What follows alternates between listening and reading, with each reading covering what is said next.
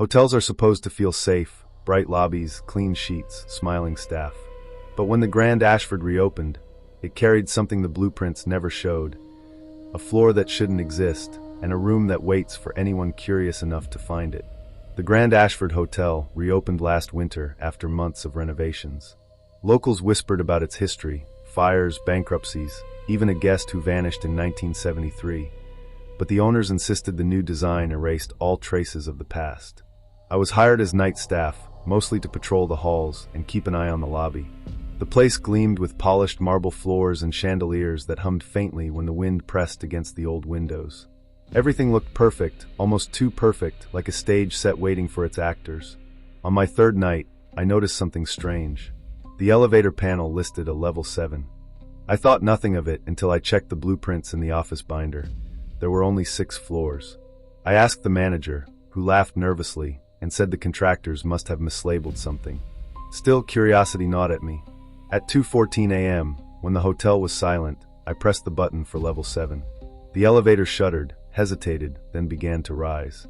The ride felt longer than usual, as if the shaft stretched unnaturally. When the doors opened, I stepped into a hallway that smelled of damp plaster and old smoke. The carpet was faded, patterned with shapes that seemed to shift when I stared too long. The wallpaper peeled in strips, revealing dark stains underneath. Every door was numbered, but the sequence skipped: 201, 203, 207. No even numbers. I tried one handle. Locked. Another. Locked.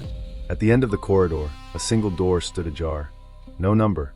Just a brass knob worn smooth by countless hands. Inside was a room that shouldn't exist. The dimensions were wrong.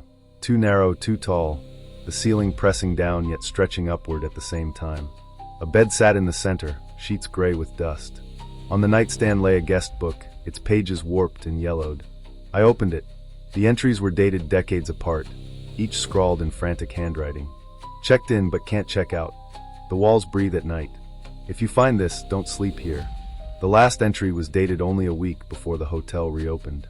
A sound stirred behind me, like someone dragging their nails across the wallpaper. I turned, but the hallway was gone. The door now opened onto another identical room, same bed, same guest book, but the entries were different. One of them bore my name. I hadn't written it. Panic surged. I ran back, trying to retrace my steps, but each door led to another copy of the same room. The guest book always waited, always with new entries. Some pages described me in detail, my uniform, my shift schedule, even the thoughts I hadn't spoken aloud. The air grew heavy, pressing against my chest. Shadows pooled in the corners, stretching toward me like spilled ink.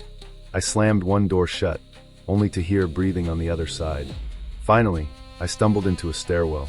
Relief washed over me until I realized the stairs only went up. No matter how many flights I climbed, the numbers on the walls read 7. I don't remember how I escaped. One moment I was clawing at the concrete, the next I was back in the lobby, trembling, the elevator doors closing behind me. I tried to tell the manager, but he cut me off.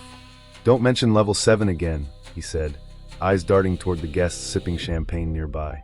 "It isn't good for business." That was weeks ago.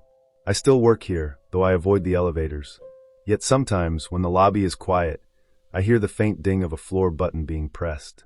The doors slide open, and for a moment, I see the hallway waiting, carpet faded, wallpaper peeling, shadows stretching. And I swear the guest book is already open, a blank page waiting for my next entry.